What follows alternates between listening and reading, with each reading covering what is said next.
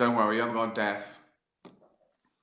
There's no music because the Wi-Fi's down. Oh, it's back. I didn't know what to play anyway. How are you? Friday, isn't it? When do the pubs open? Is it 10 days? Get a few more of these. That'd do, wouldn't it? How's it treating you now? Is everyone getting used to it? I'm just sort of getting into getting back. People are sort of slowly coming back. Like my agent sort of is starting to open the office. Fan mail.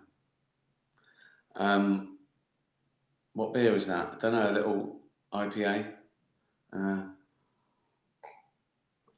Everything's open in the US, is it? Is it?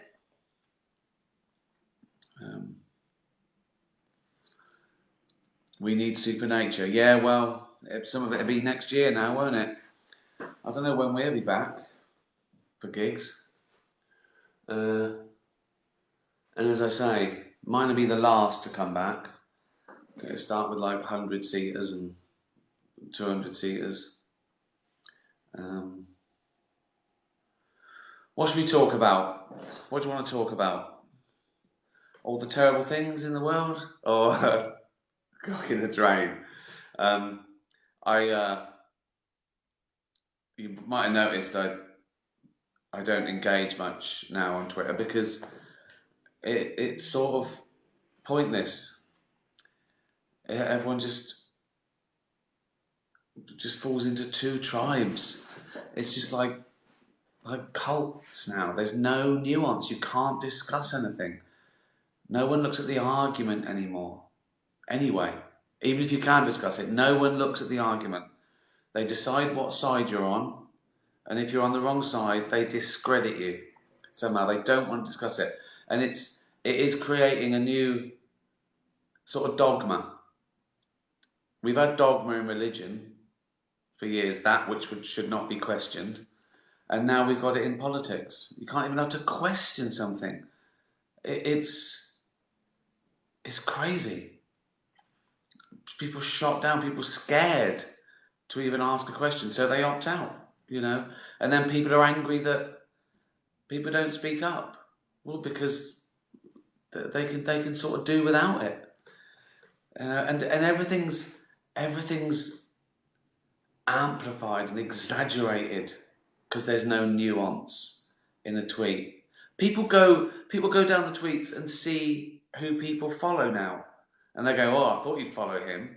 Well, you should read more than one opinion. You should speak to all different people and argue with them. If there's one thing that all sides should agree on, it's free speech. And even that is trying to be closed down and restricted now. People are making up their own terms. It's ridiculous. It is.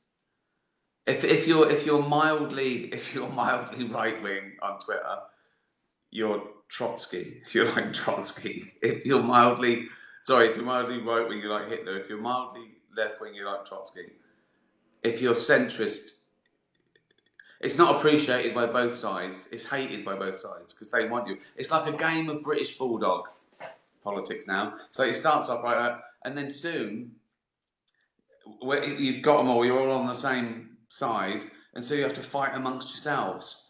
And it is that thing that you'll never be woke enough not to be eventually destroyed by your own people, because everyone's virtue signaling. Everyone is saying, "Oh, well, you agree with that? Well, I agree with it even more. And look, I want these people who even slightly disagree with me.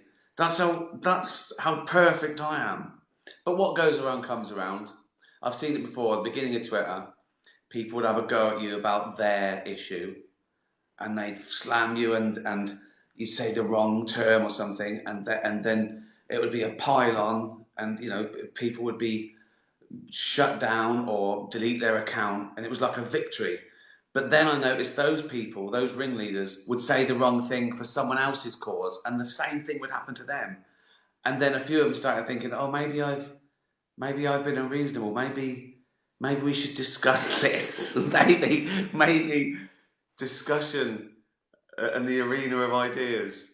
That's why it works.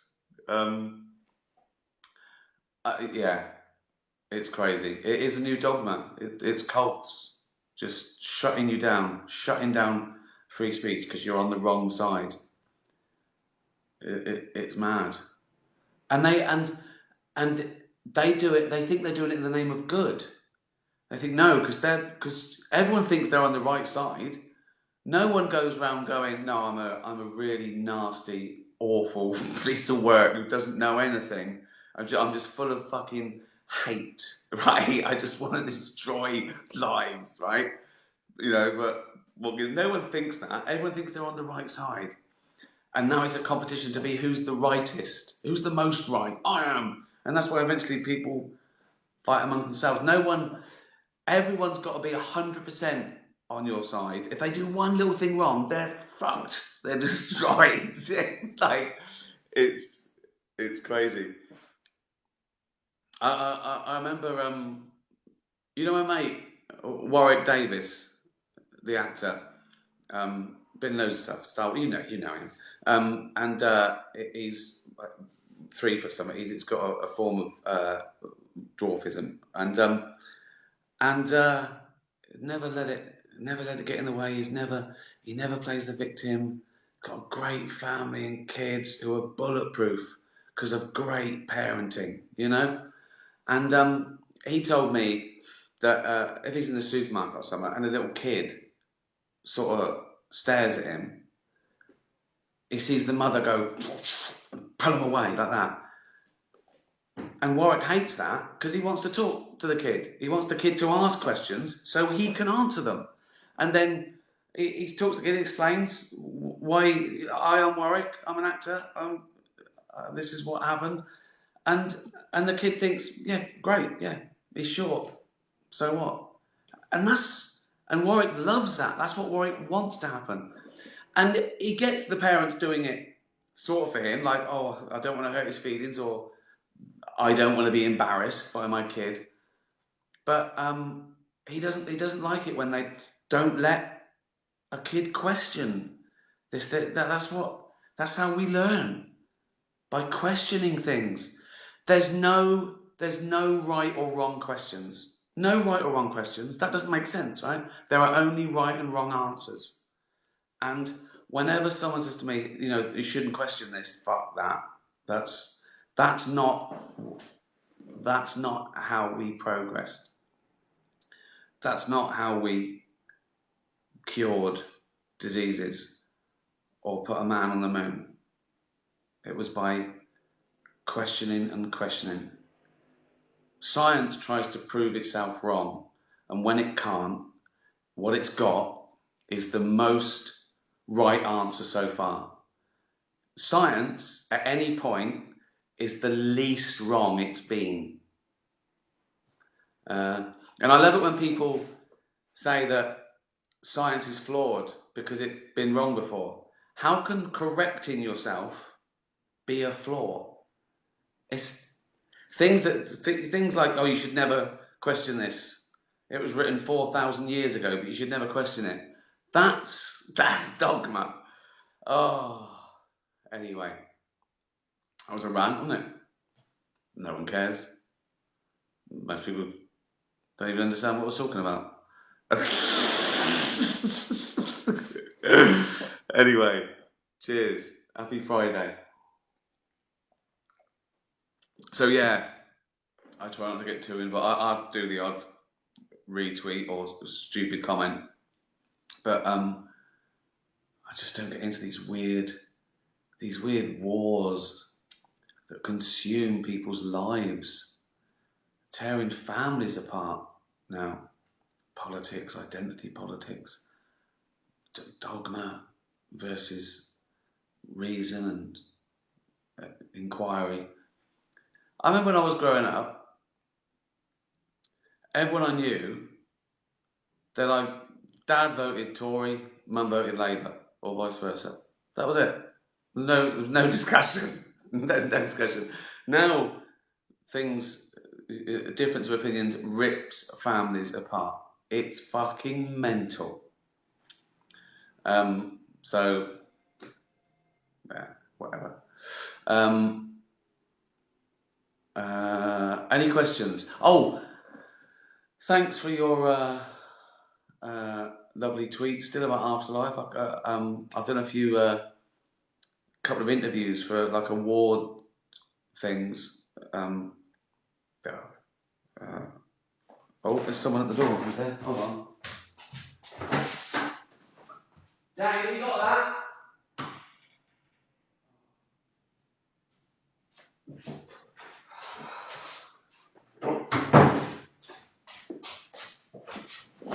Delivery.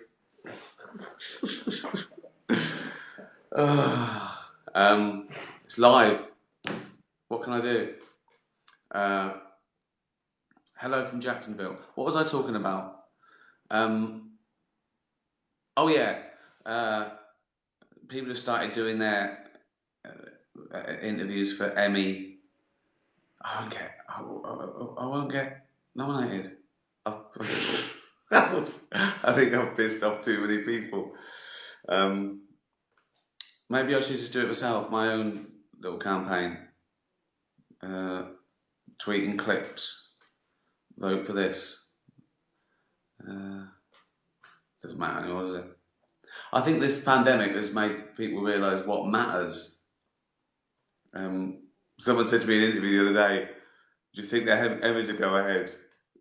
Who gives a fuck? He was fucking dying.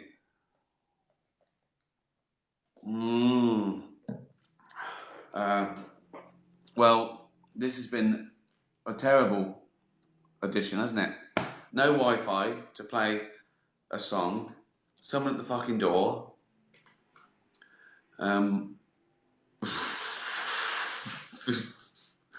This doesn't happen on the One Show, does it?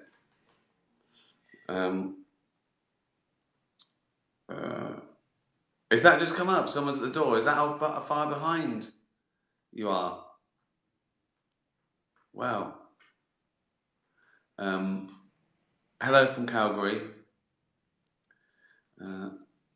No bathroom breaks allowed. I did the Inside the Actors Studio, right, 10 years ago.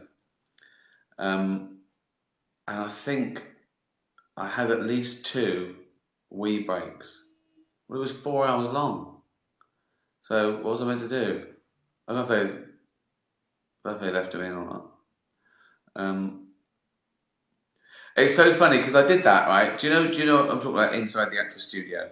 And they have like great actors there, talking about their craft and stuff. And all the students are there asking, I'm thinking, wow, they're asking questions. And I got there, I got asked, I've done fucking nothing. And I was mildly embarrassed. So I sort of tried to play it down a little bit. Like, oh, don't listen to me, didn't do it the right way, and I realised they didn't want to hear that. They wanted someone to pontificate and talk about their art because they took this really seriously as like a fucking medical student would take medicine. So I did have to sort of get a bit serious now and again to sort of give them some 4 hours fucking took. Yeah, anyway. So we do a few more of these, shall we?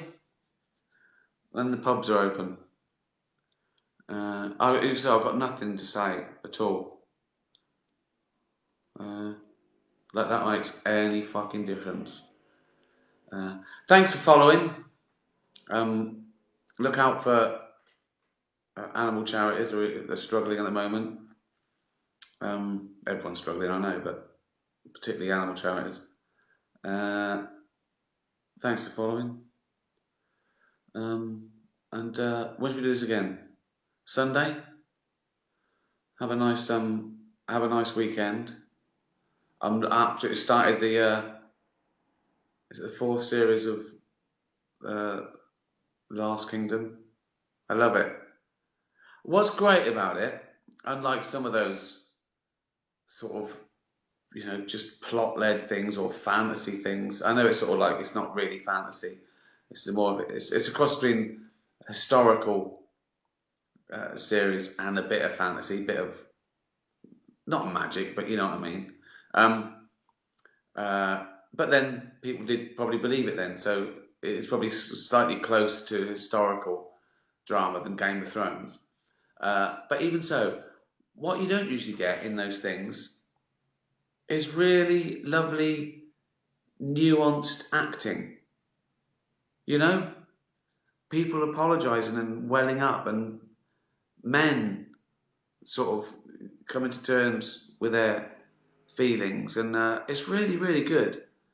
I'd never heard of it, so I recommend that.